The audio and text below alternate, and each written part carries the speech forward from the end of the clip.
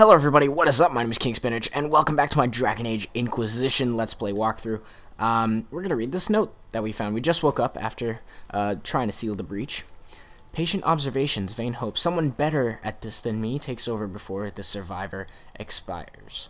Notes in case. Day 1. Clammy, shallow breathing. Pulse over fast.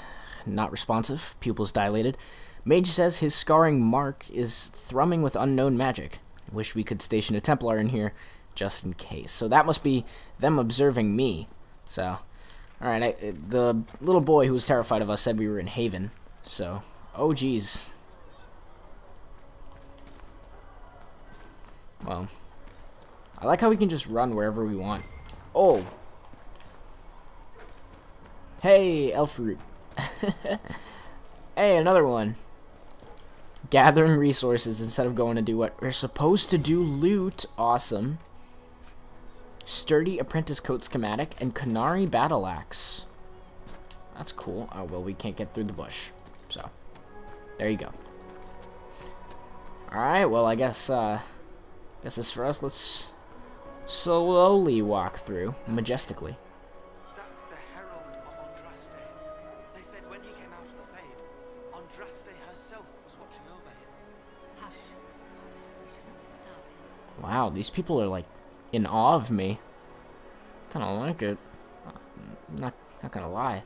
Hi, Segret. I believe Seeker Cassandra would like to speak with you. Find Cassandra in the chantry. Alright, well. This is a nice little town. Oh, there are people over there. I'm assuming that means I have to go this way. Oh, there's something over here to read. Andraste's Mabari. You know Andraste's old Mabari. He don't show up in the chant, and if you ask those holy sisters, well, they'll say Andraste can't. Have had some big, old, smelly war dog, but all Ferelden knows it right. Our sweet lady needed someone who would warm her feet at night. And there's Andraste's Mabari by the holy prophet's side. In the fight against Tevinter, that dog would never hide. They say the Maker sent him special, always loyal without pride, so that he could be the sworn companion of the Maker's holy bride. Oh, that dog, he guards Andraste without arrogance or fear, only asking of his mistress just a scratch behind the ears. But then old Mafreth gets to plotting, tries to lure that dog away. But even as they trap the prophet, her Mabari never strays. And there's Andraste's Mabari by the holy prophet's side. In the fight against Tevinter, that dog will never hide. They say the Maker sent him special, always loyal without pride, so that he could be sworn companion of the Maker's holy bride. Oh, they thought the wounds had killed him, but then he limped out toward the fire, and Hessarian, he shed a tear as that dog laid on the pyre. And there's Andraste's Mabari. Oh, that's the chorus. Okay, I'm not going to read it again. Yes, that Mabari is the companion of the Maker's holy bride. A popular, if historically unlikely, Ferelden tavern song. That's cool. Grab this loot. Oh! Little cracks in the sky, huh? Grab this. Drakestone. That's cool. Oh, there's people over here, too. There's people over here. Herald of Andraste. Just, oh, I can just go into houses? What's in here? Patient observations, day 3. Less thrashing. Some response to stimulus. Vitals seems solid. 2 attempts so far by locals to break into the chantry to kill my patient. All this work to save his life, and will they just execute him? We'll inform Lady Cassandra I expect him to wake before the morn. Alright, interesting. I don't know why the doctor's notes would be all the way over there. I don't know why the doctor's notes would be, like, way out in, like, you know, middle of nowhere, but whatever. Hi, Thren. Not taking orders right now. Got a problem with it? Bring it up with Cassandra. Okay. Alright, we got another bag here to loot. I definitely should be visiting Cassandra, but I like just exploring. This should be fun. Ah, nice. See, a chest. We're finding all sorts of cool stuff. Scout mail. See, we're getting all sorts of awesome stuff. Why did Lady Cassandra have him in chains? I thought Seekers knew everything. It's complicated. We got all frightened after the explosion. Oh, another reading thing. The Singing Maiden. Have you ever heard the story of King Bedware? Bedware, like most kings, was a man of great pride who expected nothing but complete loyalty from his subjects. He believed the best way to achieve this was through fear.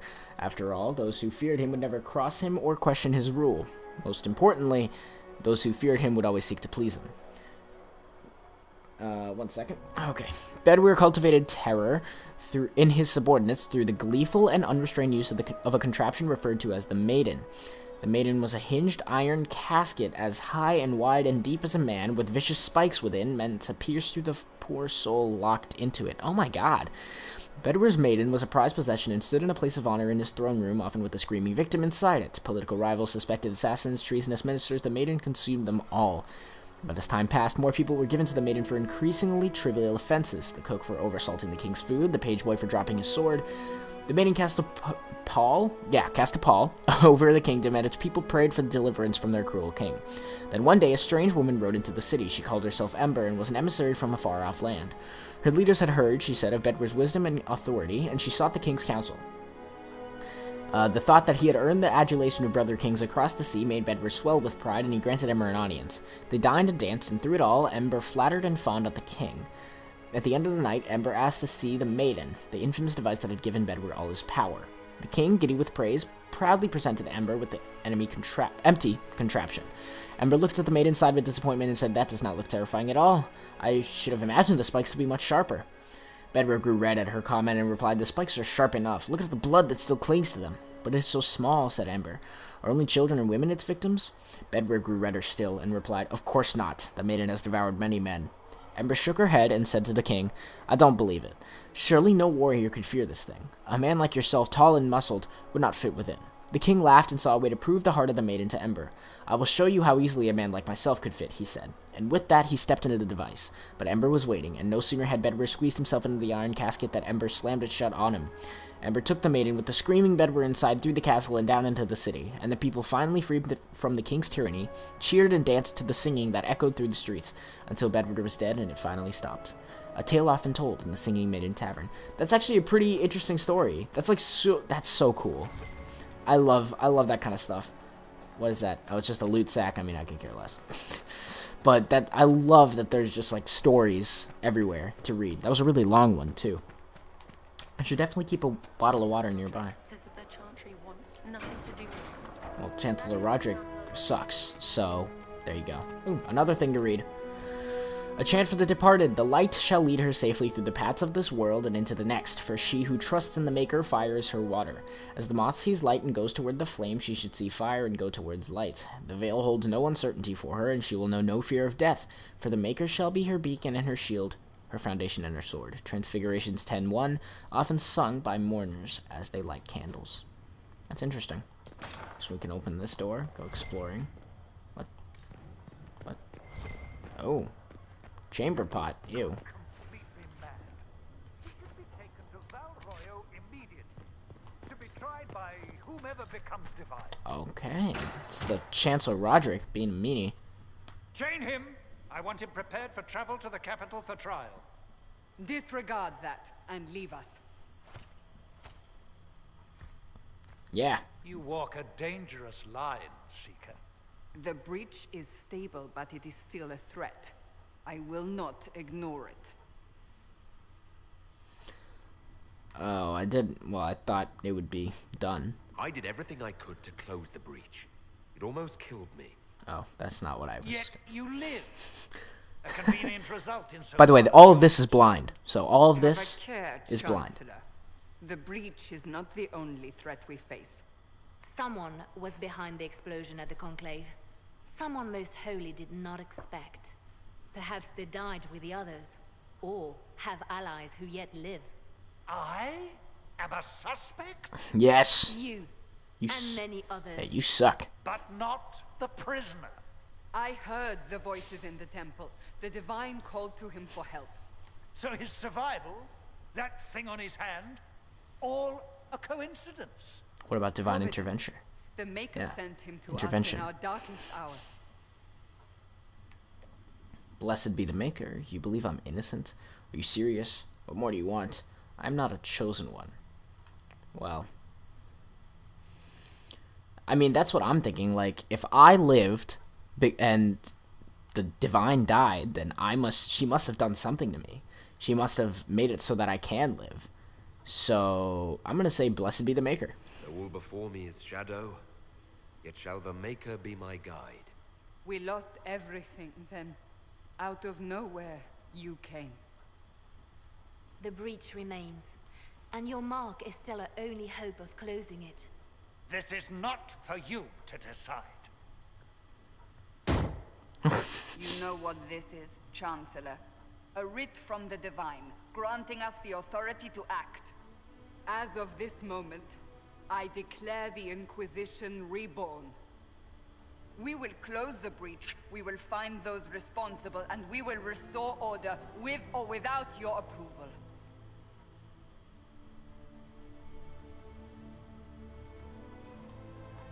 Nice, you tell him, This Cassandra. is the Divine's directive. Rebuild the Inquisition of old. Find those who will stand against the chaos. We aren't ready. We have no leader, no numbers. And now, no Chantry support. But we have no choice. We must act now, with you at our side. What is the Inquisition of old, exactly? It preceded the Chantry. People who banded together to restore order in a world gone mad. After, they laid down their banner and formed the Templar Order, but the Templars have lost their way. We need those who can do what must be done, united under a single banner once more. But aren't you still part of the Chantry? Is that what you see? The Chantry will take time to find a new Divine. And then it will wait for her direction. But we cannot wait. So many Grand Clerics died at the Conclave. No, we are on our own. Perhaps forever. You're trying to start a holy war. We are already at war. You are already involved. Its mark is upon you. As to whether the war is holy, that depends on what we discover. What if I refuse? You can go if you wish.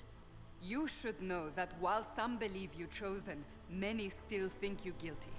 The Inquisition can only protect you if you are with us. We can also help you. It will not be easy if you stay. But you cannot pretend this has not changed you. Well, you know what? I want to help. If you're truly I'm a helpful trying to person. I like restore helping order, people. That is the plan. Help us fix this before it's too late.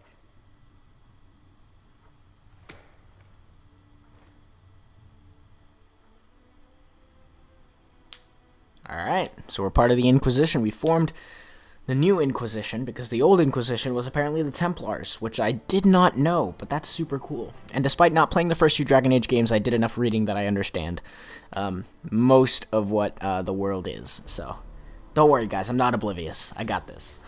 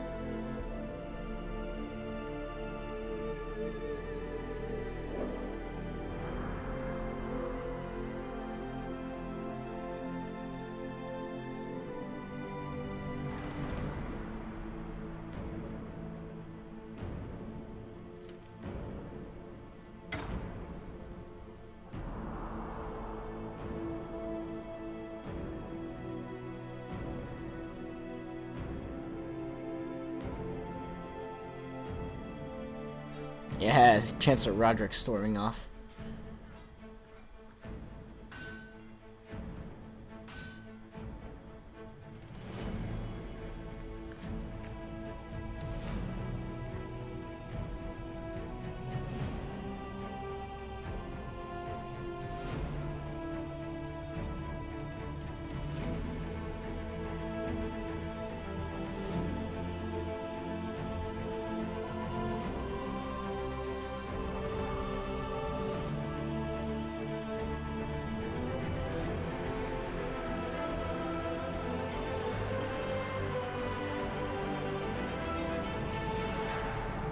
Oh, title card. Awesome.